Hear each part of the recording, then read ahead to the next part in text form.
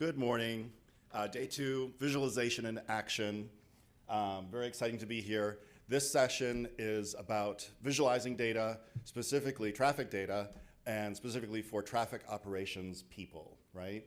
We have, actually looks like we have only one panelist. I swear to God, we have two who are doing a total of 4 different presentations. So they're both super awesome. We have Skylar Knickerbocker from Iowa State University.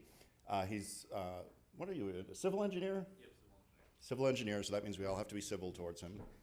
And then we have Michael Pack, who not only is the director of mobility, oh no, I did it, wrong lab, CAT Lab, which is Center for Advanced Transportation Technology at the University of Maryland. And apparently before that, he was a member of the Oak Ridge Boys.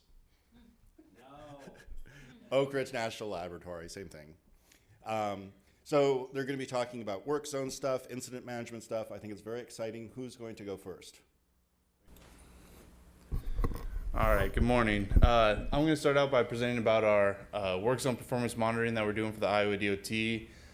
This has started since 2013. We've been monitoring all the DOT's data, and it's helping them being able to use the data that they're collecting in the work zones to make decisions. Us as researchers are typically great at performing or giving you an annual report, and at the end of the season saying how well the last year went. But the DOT was looking for more real-time information that they could actually use decisions that could impact the work zone now, and instead of waiting to the end of the year and us telling them that they had a horrible work zone. So the Traffic Critical Project Program is an initiative by the DOT with the goal of providing safe, reliable, and efficient travel through construction and maintenance work zones throughout the Iowa's highway network. The program first identifies any construction projects that they think will have an impact to traffic throughout the state, and then they will monitor and try to understand what those impacts are to the work zone. And then once they have an understanding of that, they try to mitigate the congestion through various different strategies, including lane rental, night work, IWZ, or queue detection. I'm trying to think of the other ones that they've got. Trucks entering systems, so a few different strategies that they can try to help improve the mobility and safety in all the work zones. So how does it help Iowa DOT? It tries to reduce or at least eliminate or at least reduce the potential safety or mobility concerns in the work zones. In Iowa, we don't have a lot of recurring congestion, so work zones and winter weather is our 2 major sources of congestion. So they made it an effort to try to eliminate those mobility issues that they are seeing in work zones. And then if they do have incidents, they want to try to remove and quickly recover the work zone so that they can improve it back to typical flow. And they do this through temporary traffic control plans using extra devices that they put out on the roadway. So they have a multi-criteria approach of selecting TCP work zones. They will first identify any locations on the interstates and border bridges. They'll then look at volume to see if it meets a volume threshold that they think that traffic will be impacted by the work zone. And then they actually just go to each of the districts every January or February and start just talking to the districts and getting their feedback of what work zones they feel like are going to be impacted and what strategies they think will help improve the mobility through the work zone.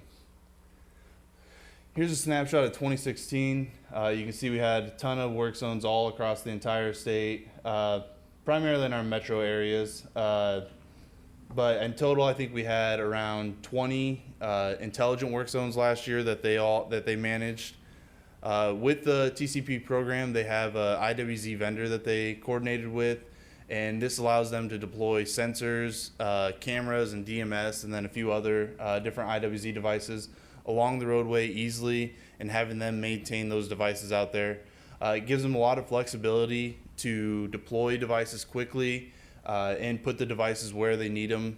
Since we don't have devices across the entire state, they collect speed, volume, and occupancy, and then they have a customizable resolution that we can control to have more or less data if we need it. So what we do at C-Tree is try to get all this data that we're collecting from all these sensors every 20 seconds and create some sort of visualization that they can use to help them make decisions on a daily and weekly basis of how their work zone is performing and what strategies they can do to try to improve the mobility and safety if they do have problems within their work zone. This is the data pipeline that we go through. So we get all of this, the streaming sensor data in every 20 seconds. We save that as a local text file, and then we have a Hadoop infrastructure that we then process all the data on a daily and weekly basis. And then we create two different reports, a weekly report using MATLAB, just PDF documents that we'll send the districts if requested. But the primarily one that we use is the Tableau online interface that they use pretty regularly on a daily and weekly basis. So getting into the visualization tool that we have, it is all web-based. The modules that we have is just a basic map that shows you where all the work zones are. From there, it'll take you to the weekly performance monitoring page. And once you get to that point, you can go to any of the other modules, which look at the heat map, a monitoring of the sensor performance of just making sure it's communicating effectively and no quality control issues, volume plot, and then we get a lot of feedback from them, and if they do want little tweaks here and there, we add modules as requested. This is the landing page that you get when you log into the website. You can see all of the different work zones as orange dots across the state, and we also list all the work zones along the side. It depends on the user of who it best works for. For the IWZ group, typically the number or the project names are effective, but if you're getting anybody higher up in the DOT, normally the locations are more appropriate for them. Either the list along the side or the map, user can select the work zone, and it'll take them to the performance, the weekly performance monitoring page. So we calculate a variety of statistics for the DOT, but we have 7 key performance measures that we monitor for them that they deem that were important to them to be able to make decisions. So we've got delay along the left side, queue length along the right side, and then vehicles, percentage of traffic is hidden behind the box, and then the number of traffic slowdowns. So the way here's a video of it interacting. So it's all an interactive tool. You can see along the top, we can filter between the weeks. So it's the performance measures are calculated on a weekly basis, and it allows the district to flip through the weeks from one week to the other and see how things are trending, whether they're improving. In this case, the traffic volume was going down, and in this work zone, we were getting a lot of congestion at the beginning of the year, but as they started detouring traffic onto other routes, we saw that congestion decreasing. Also of interest is the backgrounds of all these charts. I'll go back to the other one because it's a little easier to see. The background, we use bullet charts to try to pack a lot of information into these charts for the DOT to give them an idea of how the work zone is performing versus historical performance.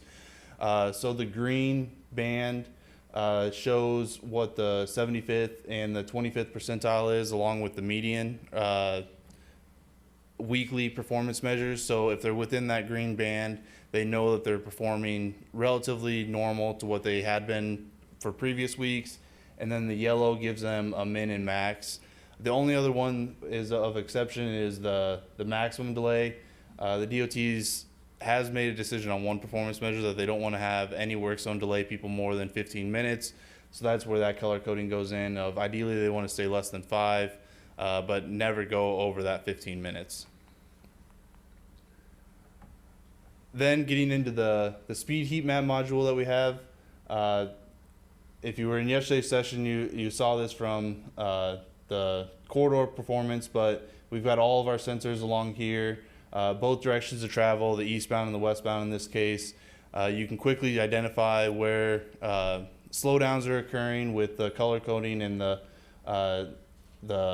red on the chart. If you hover over any of the locations, it'll give you some summary statistics of the location. But the part that we found was really effective is the speed heat map is good and everything, and it will give you the idea that something's slowing down, but it's hard for the DOT to actually confirm that. And the way we improved it last year was by adding the imagery. So the imagery speaks a lot more to what this actual slowdown was than just the speed heat map itself. So how it actually works is, as I'm hovering over here with my mouse, you can actually see that the top left corner will update with what the closest imagery is. So in this case, I had made the selection to zoom into a shorter time period, and I can, while I'm hovering across here, I'm seeing the traffic slowdowns and seeing how, in this case, the actual slowdown exceeded our farthest sensor back and was actually past all of our work zone signs. And then as well, it also updates the map along the left side of, it shows you, it highlights the sensor that that you're hovering over, so you actually know where that slowdown is located within your work zone. We also do a volume plot and our sensor monitoring. So the volume plot gives the contractor or the consultants a better idea of when they want to close the lane. This is especially important in the Council Bluffs area where they're doing the interstate reconstruction and trying to eliminate or avoid high congestion times or high volume times. And this helps them make that decision of when they can actually close the lane so that they can eliminate as much mobility issues as they can to the users. And then the sensor monitoring is more internal to the IWZ group to make sure that we're getting quality data from the sensors. And since they are paying for the sensors to be out there every day, that they're ensuring that they're getting their money's worth out of those sensors that are out there. What we started last year, towards the end of the year, was a weekly call with all the district engineers, since that's who we were intending it. Iowa had quite a few fatalities at the beginning of the construction season last year, so it was more of a check-in with the district engineers so that they were more aware of what was going on in their work zone. So typically our district engineers are more focused on what's actually being put down and the work that's going on, rather than what the traffic control plans are, whether we've got everything out there correctly, and whether they're actually impacting traffic in their work zones. So this was a way to get them to actually start thinking about operations, where we would review we would try to keep the call as short as possible and just review the major high points with each of the district engineers, and only look at the locations where they were having issues, and typically not address them during the call, but address them after the call if needed. But it really got the district engineers thinking about traffic operations. And actually, we started talking to them at the beginning of this year of whether they wanted to continue the weekly call. And the actual feedback that we got from them was that they didn't want to continue the weekly call, that was actually too late now, since we were doing it every Monday and looking at the past week, that they wanted something even more real time, that they could monitor it and actually know quicker. So we're developing a few more reports that we can send out to them and text alerting to let them know more quickly of something that's going on, rather than having to wait to the following Monday. So that's my contact information, Neil Hawkins at Iowa State, who work on it. And then if you do have questions for the DOT, Tim Simondinas is the lead of the TCP program for the Iowa DOT.